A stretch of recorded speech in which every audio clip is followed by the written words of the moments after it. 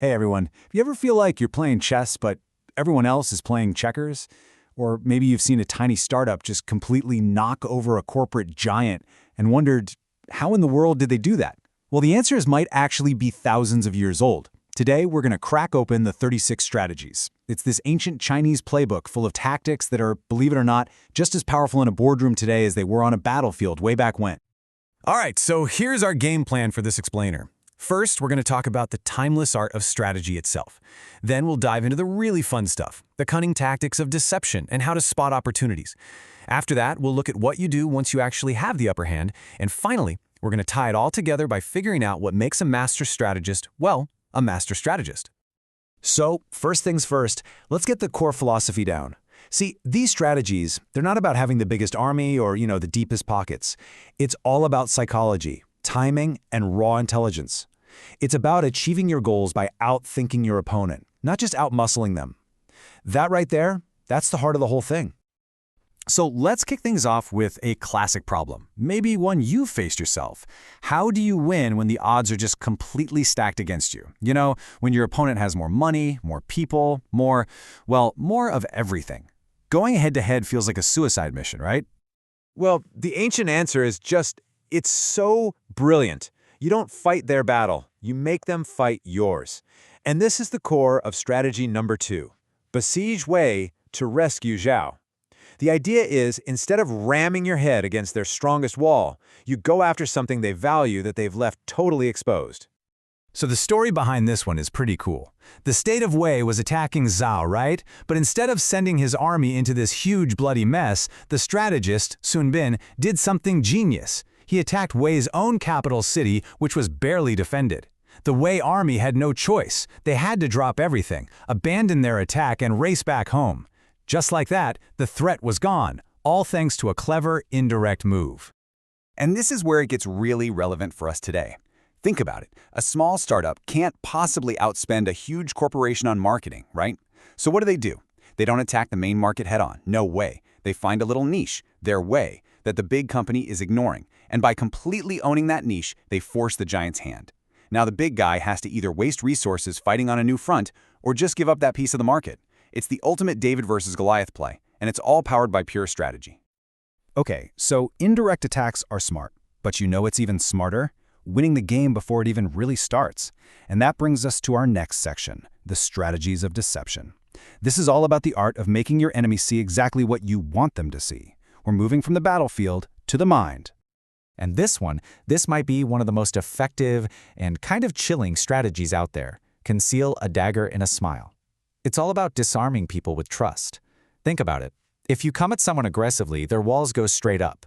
But if you come at them with a smile, with an offer of friendship, those walls come down. And that's your opening. The whole point here is to lull your opponent into a false sense of security. Let's take a business example. Imagine a huge company wants to buy out a small, innovative competitor.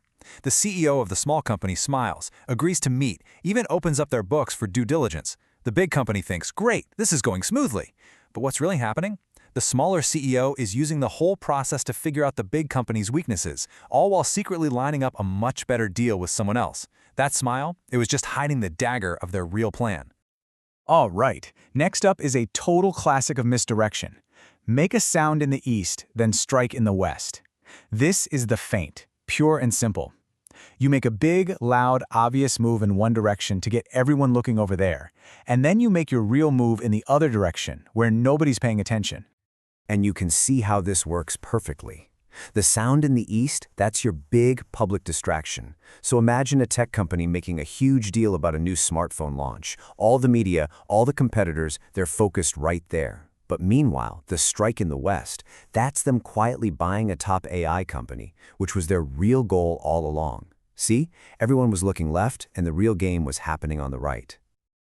Now this next one is a total masterclass in psychological warfare. It's called feign madness, but keep your balance. The idea is to make your opponent think you're completely irrational, totally unpredictable. Because if someone thinks you're crazy, they have no idea what you'll do next. And that confusion, it makes them screw up. But the really important part is that second bit. You have to keep your balance. And this is that duality right here. On the outside, You're projecting total chaos, making decisions that seem random, saying confusing things.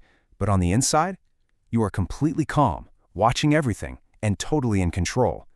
You're just guiding your opponent right into a trap. It's the ultimate mask for a razor-sharp strategic mind. Strategy isn't always about these huge, complex plans and deceptions. Sometimes the best move is just being ready. And that brings us to our next category, strategies of opportunity. This is all about recognizing and grabbing those fleeting moments that pop up when your opponent gets chaotic or careless. And this first one, it sounds pretty harsh, because it is. It's loot a burning house. The idea is simple. When your rival is in the middle of a crisis, you take full advantage.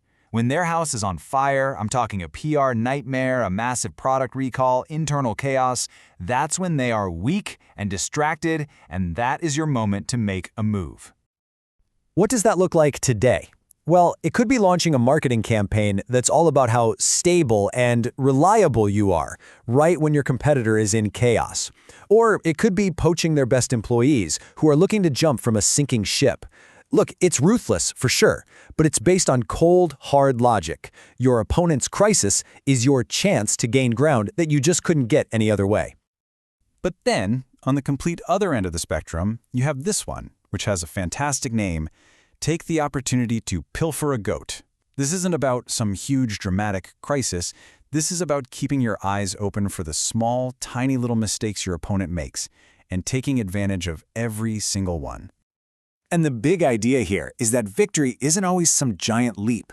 A lot of the time, it's the result of 1,000 tiny steps. Did a competitor make a small mistake in their pricing? Did they ignore a customer complaint? Those are the goats you can pilfer. Each tiny win adds to the last one, and over time, you build this massive lead. It's all about patience and being incredibly observant. Okay, so you've outthought your opponent, you've seized your opportunities, you've got the upper hand. Now what? This is actually where a lot of people fail. See, getting an advantage is one thing, but locking in the win, that's something else entirely. These next strategies are all about how you finish the game. And this one is all about finality. Remove the ladder when the enemy is on the roof. It's about luring your opponent into a position where there is absolutely no escape. You tempt them with something they really want, let them climb higher and higher to get it, and then once they're totally committed and exposed, you kick the ladder away. Imagine this in a negotiation. You let the other side make demand after demand, getting them deeper and deeper into the deal. Once they're fully invested, maybe they've even announced it publicly, that's when you make your final, non-negotiable demand. You know they can't back out now without looking foolish and losing everything. You've trapped them on the roof. All right, let's zoom out now to the big picture with this one. Befriend a distant state and strike a neighboring one. Here's the logic. Your biggest threat is usually your closest competitor, right? But fighting them directly is expensive and risky. The smarter play is to team up with someone who isn't your competitor but is a threat to your neighbor. You basically surround them. And the logic here is just beautiful. Look, on your own, you might be evenly matched. Maybe it's a 50-50 fight. But when you bring in an ally, you're not just adding their strength, you're changing the entire game. Suddenly, it's an overwhelming advantage. You've completely isolated your opponent before the fight even starts.